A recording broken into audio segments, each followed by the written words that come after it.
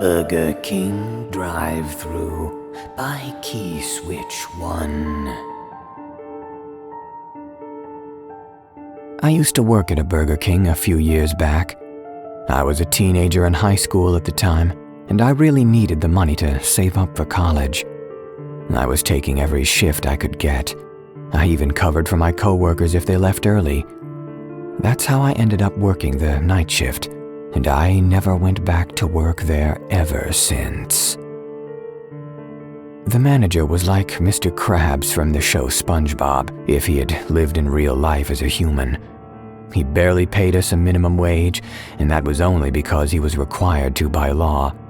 His name was Tom, and he looked like a typical manager, a middle-aged, overweight man with a receding hairline.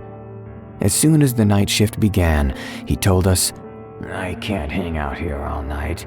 I have a life," and left us in the hands of the assistant manager. The assistant manager was not any better. In fact, he was worse in my opinion.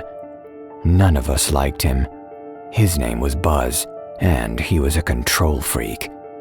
Anytime he caught us slacking off, he would snitch on us to the manager whenever he got the chance. I remember that we used to go as far as to call him Buzzkill behind his back. He was lucky we didn't call him worse.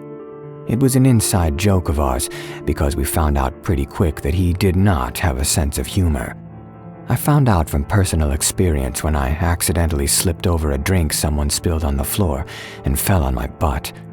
Everyone else laughed, except for him, who told me to get back to work with a displeased look on his face.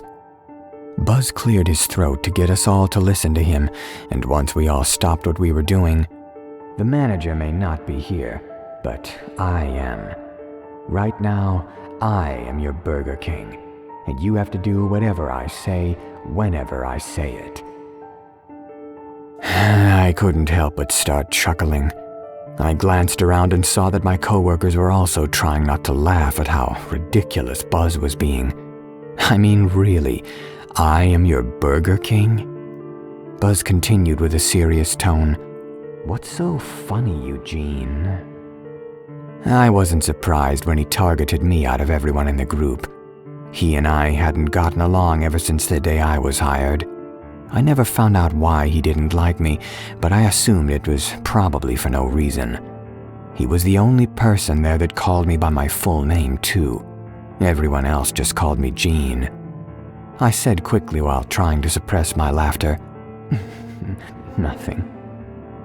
Buzz leaned in close and stated with a tone of authority, "I could get you fired if I wanted to, Eugene. You better not mess with me if you know what's good for you." He leaned away from me and instructed everyone, "As for all of you, if you need something, please hesitate to ask. I will be in my office doing assistant manager duties." And with that, he retreated into his office and shut the door behind him. There were 3 of us in that Burger King besides Buzz who were working the night shift. There was Amy, who was an Asian girl who worked there because her parents made her get the job. Next, there was Mike, a tall and skinny guy who needed to work to take care of his daughter that he had when he was in high school.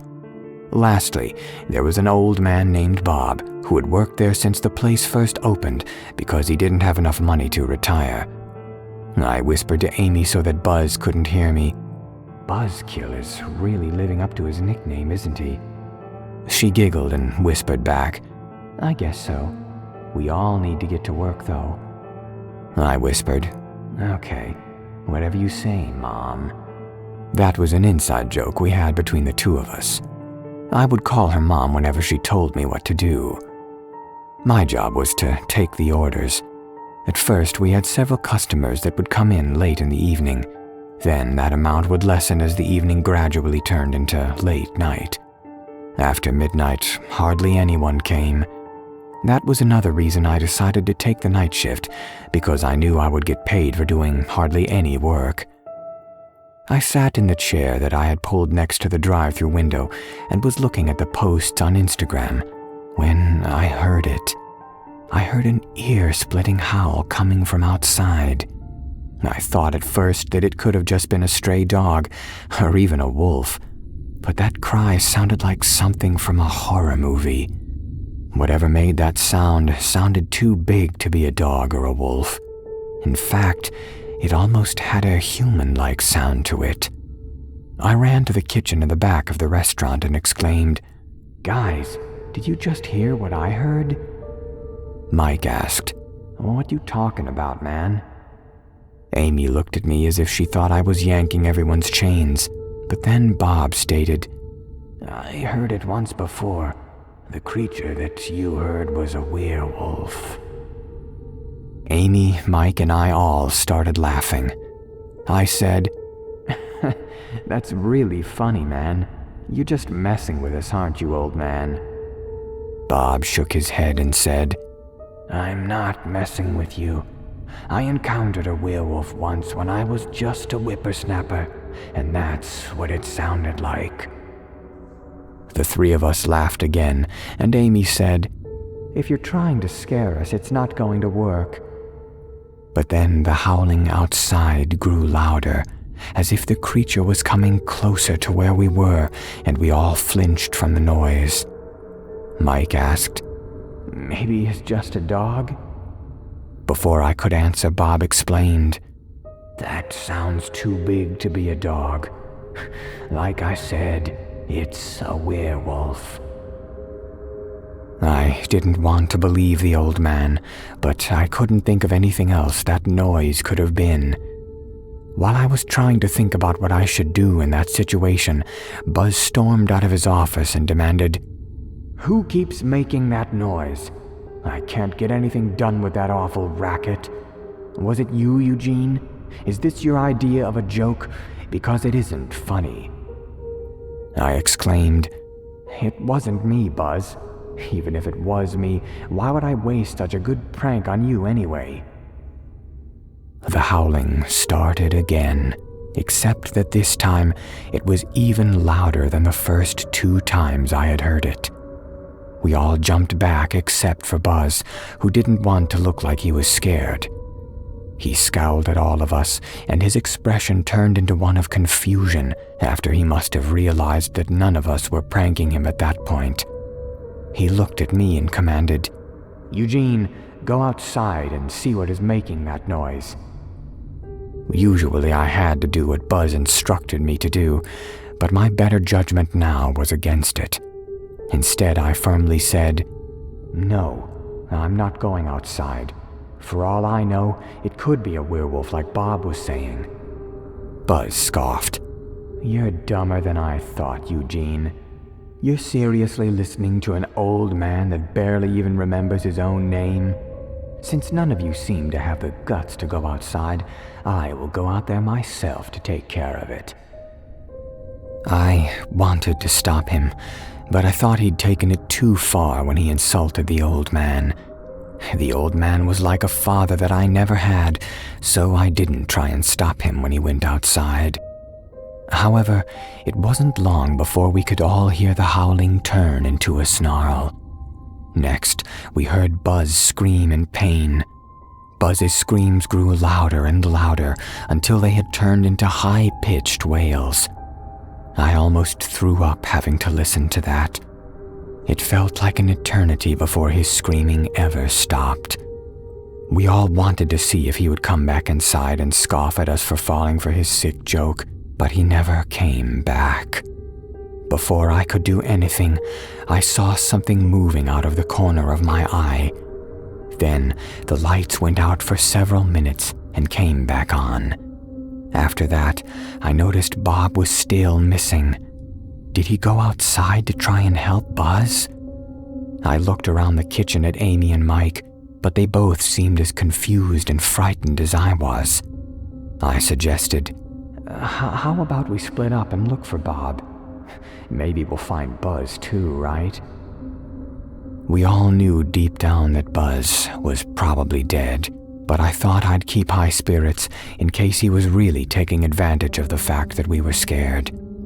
I couldn't convince myself, though, because I remember after what I said that Buzz did not have a sense of humor, so it wasn't in his nature to pull pranks, especially ones that elaborate. Amy and Mike went to search different parts of the building, and I stayed in the kitchen. However, what I saw almost made me run for my money. I opened the fridge, and my eyes welled up with tears when I found the old man's body stuffed into it. He had a handkerchief tied around his mouth, and his neck was covered in blue bruises that showed he had died from someone strangling him. I could barely look at his face since his eyes were bulging to the point where I thought they were going to fall out of their sockets. I barely managed to whisper, "Rest in peace, old man," as I closed the refrigerator door. I thought, how could none of us have noticed that something like this was happening? I looked around the kitchen one last time to see if I saw anything else that wasn't right, and I saw that the Burger King mascot costume was missing from the storage room. That was when I heard the evil laughing coming from the back entrance, and I saw the mascot standing there menacingly. I felt like I needed to leave that forsaken place and never come back, but I was outraged that someone, especially one of his co-workers, could strangle that innocent old man, so I charged at them and jerked off the mask. I yelled, "How could you kill Bob?" I was expecting to see one of my co-workers, but there was no one in that costume. I backed away, shaking from fear. I ran from the Burger King mascot and hid in the supply room at the other end of the building. I thought that I would be alone in there, since I thought Amy and Mike were both still searching for Bob. But then I felt a hand on my shoulder. I jumped, and the hand covered my mouth before I could yell out. The voice said, "Jean, it's me, Amy. It's okay." I turned around to see that Mike and Amy were both hiding in the closet. I asked, What are you guys doing in here?" Amy reassured me. "It's not what it looks like. We saw the creature outside and ran in here to get away from it." I asked in disbelief, "So you went outside?" Amy explained, "Well, we were considering it, but then we saw a glimpse of the werewolf and decided that it was best not to go out there."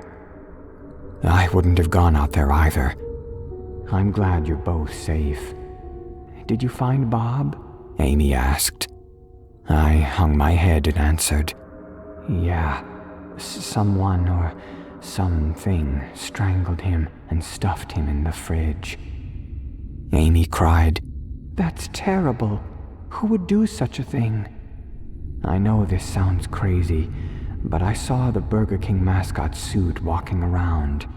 I thought that it was one of you guys trying to mess with me, but I pulled off the head and no one was in it. That's how I ended up here with you guys. I was hoping they'd agree with me that I sounded crazy, but neither one of them said a word. That all happened around 2 in the morning. The 3 of us were too scared to leave and risk being killed, so we stayed put in the supply room for the rest of the night until the manager came back the next morning before opening hours. We made him jump back in surprise when we all emerged the next morning from the closet, looking like zombies from the lack of sleep. Fear from the events that happened last night kept us awake all night. Tom asked with a raised eyebrow, "What were you guys doing in the supply room? And where are Bob and Buzz? I noticed that they both haven't checked in for work today." I explained, "Well, there was a werewolf last night, and it possessed a mascot costume that came after them and killed them last night." Tom looked at us and stated firmly, "Look, I don't care what you guys do during the night shift, as long as you do your jobs. I don't want to hear about your drug-induced fantasies." I said quickly, "I can prove it. I'll show you." Tom sighed and said, "Okay, lead the way, Jean." I led them all to the fridge and opened it, but Bob's dead body wasn't in there. Amy and Mike had the same confused expressions that I had as Tom scowled at us. He said, "You'd better not be wasting my time. Time is money, you know. Amy reminded me, "What about the werewolf outside? Maybe Buzz's body is still out there." Tom said, "I'll come check with you guys, but if there's nothing out there, then you are going straight to work. No more of this monkey business." We all went outside to examine the drive-thru, but like Bob, Buzz was nowhere to be seen. Tom huffed. "Like I said, you were all doing drugs last night and saw stuff that didn't happen." Mike said, "We wasn't doing dope, sir." Amy added, "Yeah, we didn't do any drugs at all." Tom replied, "I said I don't want to hear it. Now get to work." I knew that something had happened. The three of us all knew it, whether our manager believed us or not. That was when I refused to work there any longer. I said, I quit.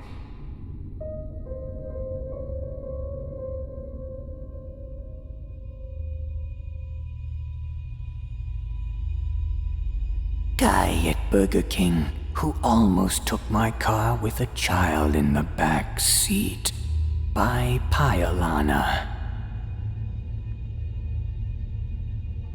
So, I went to Burger King, forgot to grab my drink in the drive-thru window, but it was too late to reverse, so I had to go back to the front, park my car close to the entrance, and leave it on the way to quickly grab my drink and leave. The only reason I left was because my mom was with my child in the back seat, which is where my mom normally sits to entertain my baby while I drive. My windows in the back seat are tinted, so you can't really see anyone back there unless you're really close up. I also forgot to mention that it was kind of dark out, twilight, making it even harder to see in the back. Anyways, I got my drink and came back to the car in less than half a minute, and I saw this guy who was close to my driver door, and he quickly turned when he saw me and kind of started to ask if I could spare any change. I said that I was sorry, no, and quickly got into my car. When I pulled out, this girl went to him, and they both began whispering something apparently to each other and staring at me like they were up to something. I quickly got this gut-wrenching feeling that his intentions were bad, and if I hadn't returned as quickly as I did, that he could have taken my car with my mom and baby in the back. Maybe he noticed my mom in the back and quickly changed his mind when he got close enough to see into my car.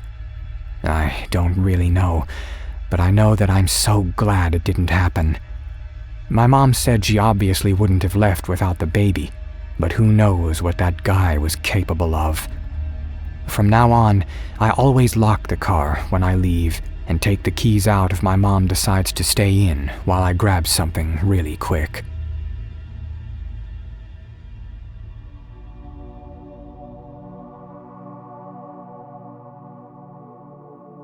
The Burger King Hobo by This Is Kitten. When I just moved to the city I currently live in, I went to Burger King on my own for dinner. I sat down at a table with my food, happy to be moved, when this homeless guy came and sat at my table. This was a train station Burger King, FYI, so it was small, much smaller than the regular freestanding stores, and not strange that people would join you at your table, as there obviously wasn't a whole lot of room to sit. I noticed he looked very dirty and worn out, but I tried not to be bothered by it and figured he just needed to eat too. After getting one of the cheapest burgers and finishing it in 1 minute, he took out a small piece of paper and a pen. He started writing with a very concentrated face while I was still finishing my menu. I couldn't tell what he was writing, but he looked at it after a while with a content face. And then he looked at me. I looked away and focused again on my food, but the guy took this piece of paper below the table, his arm jerking. He stared off into the distance again, eyes glazed this time. He put his arm back on the table and looked at the piece of paper again. Then I couldn't take my eyes off what was happening, trying to figure out what he was doing. Again, he reached below the table with the piece of paper, and this time I could see him pulling at the front of his pants, reaching with the paper in his crotch. He started rubbing the piece of paper there intensely with a very content look on his face, and pulling it out again. Need I say that the paper this time emerged very wet and very sticky? I got up and left immediately, flabbergasted and more than a little perturbed at what the heck had just happened. Good grief, what a creepy, horny hobo. Needless to say, I'm never going to that Burger King again.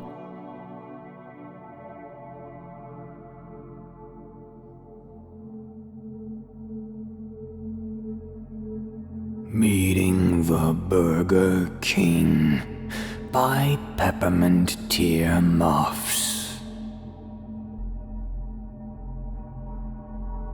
When I was 18, I moved to St. Louis to go to college. I had never actually lived in a big city before, and even though I knew it could be very dangerous, I stupidly felt invincible as a young girl. One day, I decided I wanted to skip class and visit a trendy vintage store. I was always a little hesitant to go anywhere by myself, but the store was on a popular street full of shops and restaurants, and after all, it was broad daylight. I finished shopping and made the long walk back to my car, just enjoying the sights as I returned. The street wasn't as busy as usual since it was afternoon and on a weekday, and this was how I suddenly ran into trouble.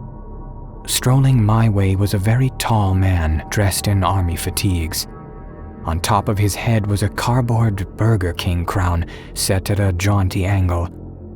I wasn't exactly concerned, apart from noticing these oddities, except for the fact that he was clearly mumbling and laughing at, I guess, what was himself, as he was telling the world his greatest jokes.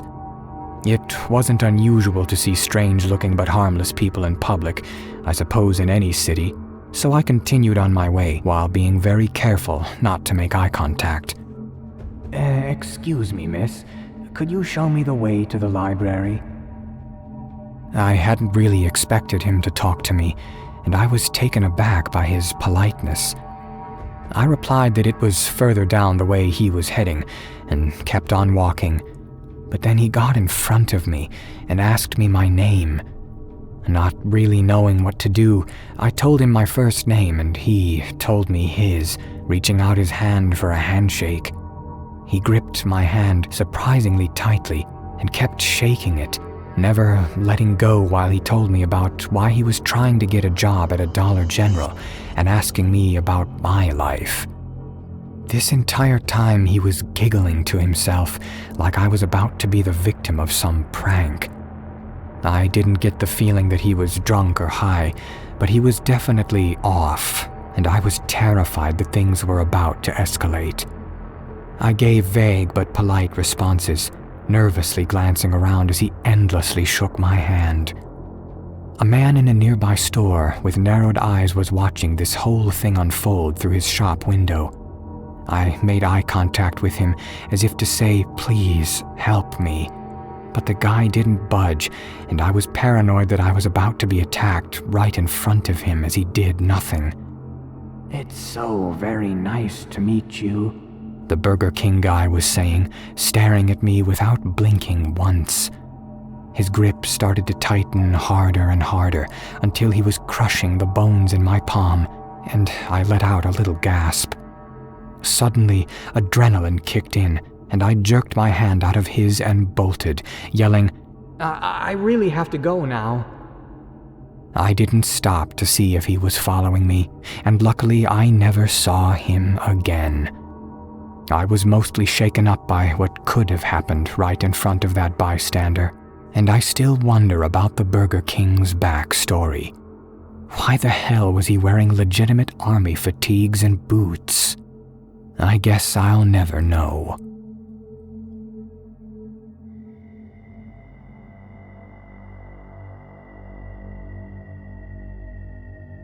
Burger King serves beer by Murica.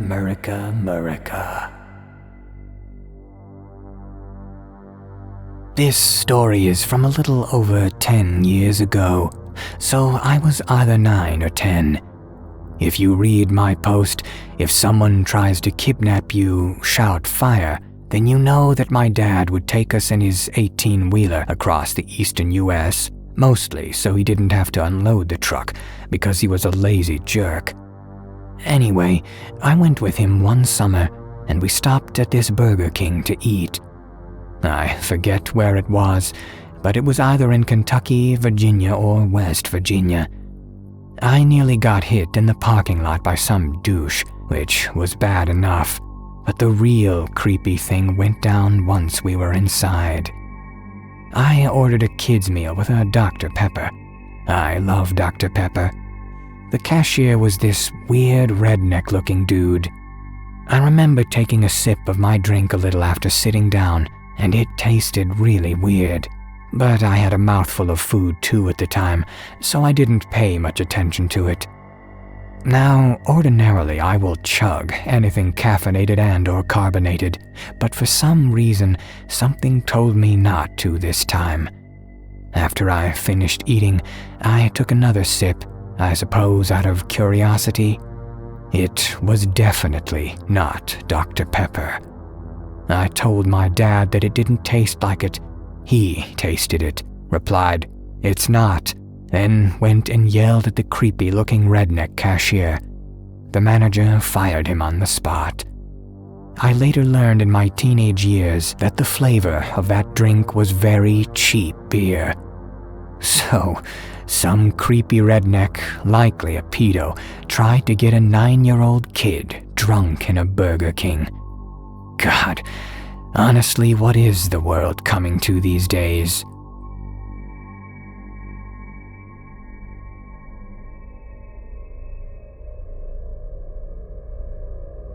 Shooting at the skate park by Grinding Nemo.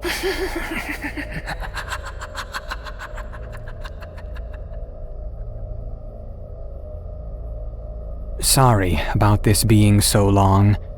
So, me and a couple friends went out skating today. While skating, we heard crashing metal and multiple shots from some high-powered weapon. The police couldn't find the person after they arrived. Everyone within the park was herded into the pool on the lot next to the park. All the policemen had their weapons drawn and were searching the surrounding area for the shooter. Finally, we were allowed to go back skating, but a SWAT van pulled up then, and men dressed in Kevlar and army fatigues were patrolling the area, this time with assault rifles.